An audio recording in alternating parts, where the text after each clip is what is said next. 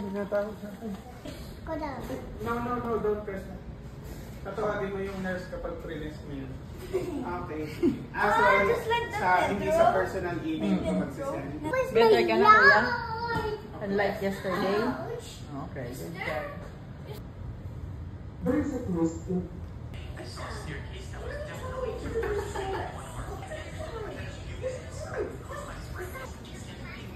Hi guys. Ito pa isa kain ng kain. Madam. Hi madam. Rico, iwan. Bye. Bye guys. Don't come back here anymore, okay? Feeling okay na? Mapalik ka. Goodbye po. Goodbye.